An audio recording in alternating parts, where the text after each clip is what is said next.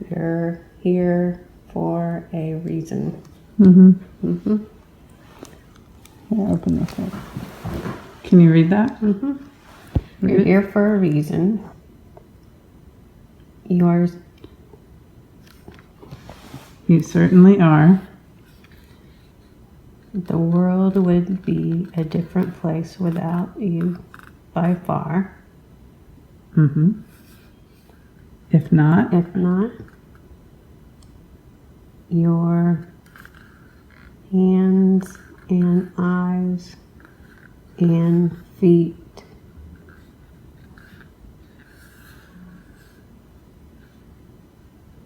the world The world is like a puzzle.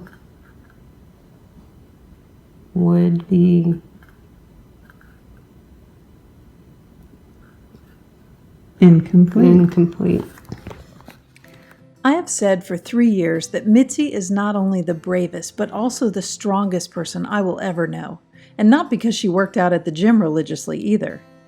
While it was only 5 years ago, at the age of 54, that she was told she had early onset Alzheimer's disease, Mitzi's family began noticing that there was a problem 5 years before that.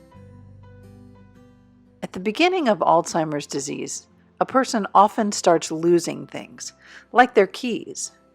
As the disease progresses, the keys that start getting lost are the ones that keep the doors of the brain unlocked. Eventually, the doors that contain vision and the processing of sounds and language become locked. The door to emotions gets locked. Then the keys become lost to the doors that control the ability to walk, to sit up, to chew food, and even to swallow. Things we all take for granted. Alzheimer's leaves nothing left but a shell in its wake, not to mention the collateral damage to finances, careers, and relationships with family and friends. It is an ugly, relentless disease that currently affects 5.8 million people in the U.S., most of whom are over age 65. Mitzi, however, is in the rare group of 5% of that 5.8 million to be walking through this during the time when her children were still in high school and college and while her husband was still working. Yet despite knowing she was diagnosed with this insidious, incurable disease that has no treatment, no therapy, and absolutely no hope for a future, Mitzi's faith never wavered. Her courage and indomitable spirit inspired thousands to the very end of her life by her willingness to share this most difficult journey in the hopes of helping others through her story. From the beginning of our time together, it was her faith in the face of Alzheimer's that always blew everyone away. Early in 2017, I knew it was only a matter of time before the disease would march across the language portion of her brain, like Sherman marched on Atlanta, leaving only ashes in its path. With Mitzi's permission and the support of her family, she opened up her heart to my toughest questions and made it possible for her to share about her faith in her own words today. What scares you? I know that there's things that I won't get to see this side of heaven. If God was here right now, what would you want to ask God? I know that there's a reason why I got picked to have this disease, and I've made a lot of friends that I wouldn't, I'm sure. Are you mad at God? No. I wish I didn't have it. God is my Savior, and that He wants the best for me as well. And maybe I will be able to help somebody else who has this disease and bring them some hope. I believe that God has a plan for me, and it's very apparent with the support that I've been given and the new friends that I've made that I don't feel like I'm being ostracized from others because I have this disease. What do you think heaven's like?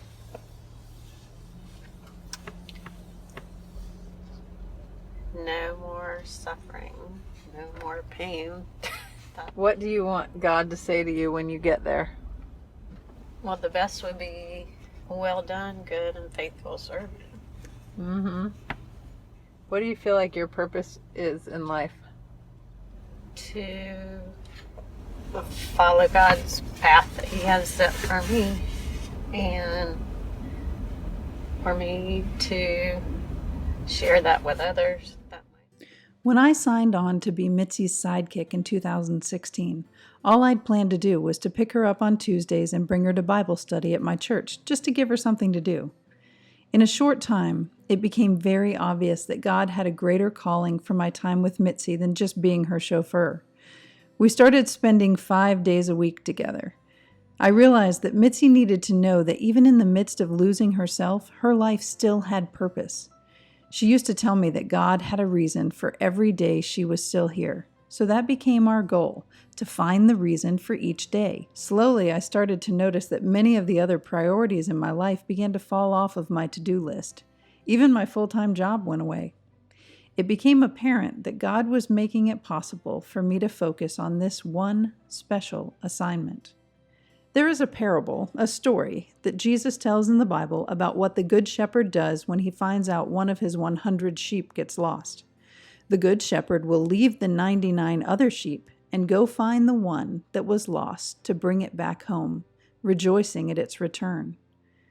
I know that was a huge part of my purpose and the purpose of many others in Mitzi's life the past 3 years. The Good Shepherd wanted to make sure that Mitzi wasn't lost to Alzheimer's. Although she never knew it this side of heaven, Mitzi's greatest gift to me was showing me that if someone who had such a debilitating disease was important enough to God to send out an army to rescue her, then He will never stop fighting to reach me and you either. Earlier this summer, a song became popular that drove home that same message God had put on my heart again and again the past few years. I played it for Mitzi constantly. It didn't surprise me in the least that this same song played randomly on my playlist as she took her last 3 breaths here on earth and then made her way back home with the Good Shepherd as the rejoicing in heaven began. You're here for a reason.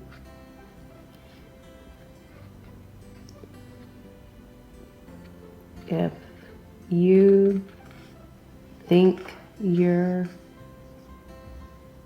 not,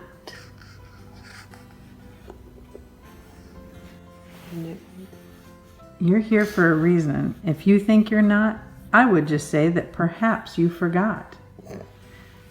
A piece of the world that is precious and dear would surely be missing if you weren't here. If not for your smile and your laugh and your heart, this place we call home would be minus a part. Thank goodness you're here. Thank goodness times 2. I can't imagine a world without you.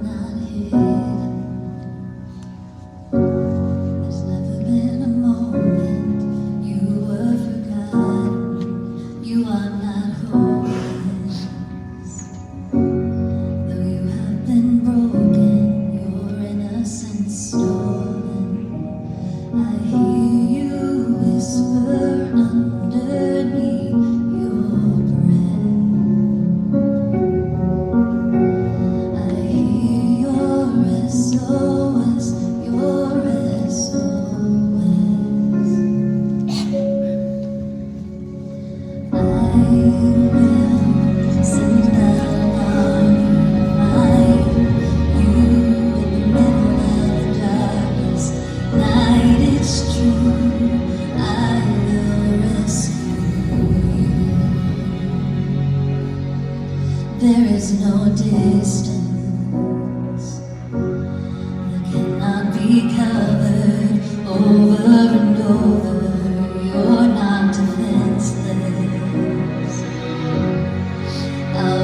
your shelter, I'll be your armor.